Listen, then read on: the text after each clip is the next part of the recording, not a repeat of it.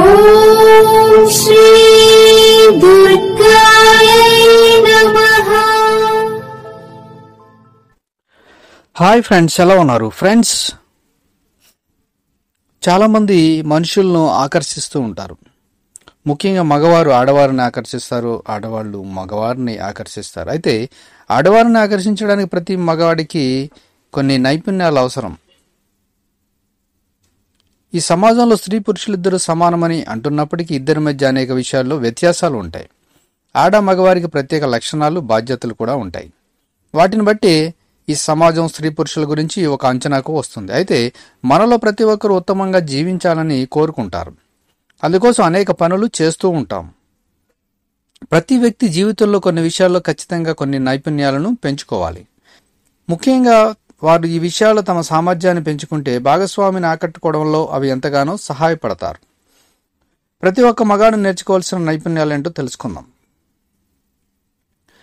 మీరు ఏ స్థాయిలో విజయం సాధించాలనుకున్న స్నేహితులు, కుటుంబం, సహోద్యోగులతో బలమైన సంబంధాలు పెంచుకోవడం చాలా అవసరం. వీరిలో ఏ ఒక్కరి సహాయం లేకుండా ఎవరు ఏ స్థాయిలో విజయాన్ని సాధించలేరు.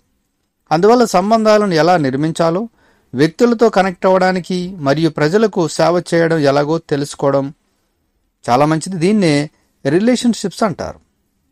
ఇక చురుకుగా ఉండడం, బాగా వినగల మీ సామర్థ్యం మీ వృత్తిపరమైన పనితీరుపై, ఇతరులతో మీ సంబంధాల నాణ్యతపై గణనీయమైన ప్రభావాన్ని చూపుతుంది. కాబట్టి మీరు చురుకుగా వినడం కూడా నేర్చుకోవాలి.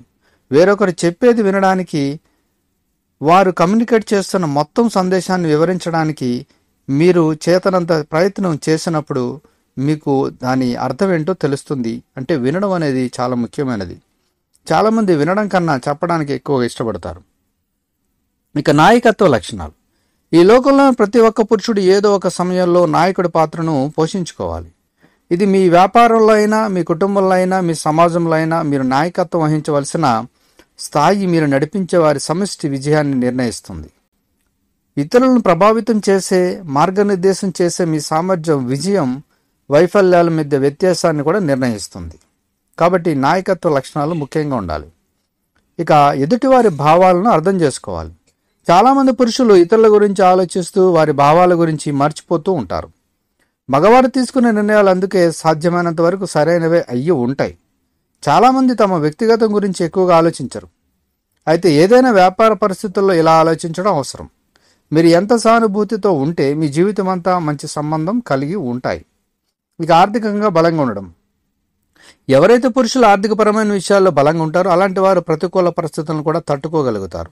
ఇక ఆర్థికంగా సురక్షితమైన స్వతంత్ర జీవితాన్ని గడపడానికి మిమ్మల్ని అనుమతించబడుతుంది.